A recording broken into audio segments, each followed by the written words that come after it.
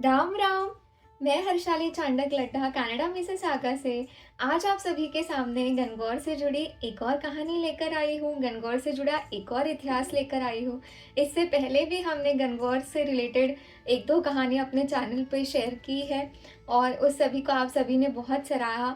तो आज एक और कहानी, एक और इतिहास आप सभी के सामने। तो आज की कहानी है बीकानेर से जुड़ी चांदमल ढड्डा की, गणगौर की। चांदमल ढड्डा की गणगौर के बारे में यूँ तो बहुत लोग जानते होंगे, स्पेशली जो लोग बीकानेर से हैं उन्हें तो इसके बारे में पता ही होगा। पर ये कहानी उन लोगों के लिए है जिन्हें इस गणगौर के बारे में नहीं पता। तो कहते हैं कि ये देश की सबसे कीमती और अमीर गणगौर है, जो सिर से लेकर तो पैरों के नाखूनों तक सोने से लदी हुई गणगौर है। और इस गणगौर को पुत्र प्राप्ति की कामना हेतु पूजा जाता है। इस गणगौर की खासियत ये है कि इस गणगौर में ईसर जी नहीं है, सिर्फ गणगौर यानी गौरा माता जी है।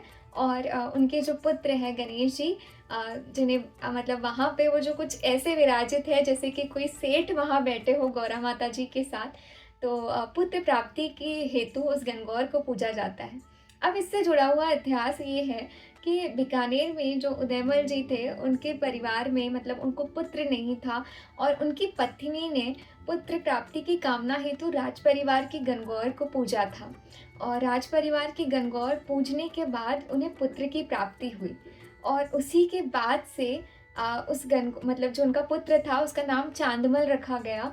और उसी के बाद से वहाँ उस जो गणगौर है उसे चांदमल ढड्डा की गणगौर के नाम से जाना जाने लगा।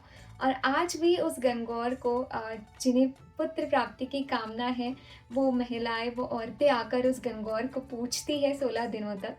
और ये भी सुनने में आया है कि जो गणगौर के जो गहने हैं, दागिने हैं, उनकी कीमत तो वहाँ के लोगों ने कभी लगाई नहीं और ना ही कभी लगाएँगे। लेकिन लोग कहते हैं कि उसकी कीमत आज करोड़ों में है। माताजी के सिर पर जो बोर होता है, जो बोरला हम पहनते हैं, नौलखा हार और सारा कुछ सोने से लदा हुआ, हीरे जवाहरातों से सजी हुई वो गणगौर जी है, मतलब गौरा माता जी है। और गणगौर का बीकानेर में 2 दिन का मेला लगता है, तो सैकड़ों पुलिस कर्मियों की तैनाती में जो गणगौर के दागिने हैं, जो गहने हैं, वो बैंक के लॉकर से निकाले जाते हैं। और जब ये मेला लगता है तो सैकड़ों का हुजूम उमड़ता है, कितने लोग देखने आते हैं और कितने पुलिस कर्मियों का कड़ा बंदोबस्त वहाँ पे होता है। और बाद में मेले के बाद उन्हीं गहनों को पुलिस की सुरक्षा में लॉकर रूम में रखा जाता है।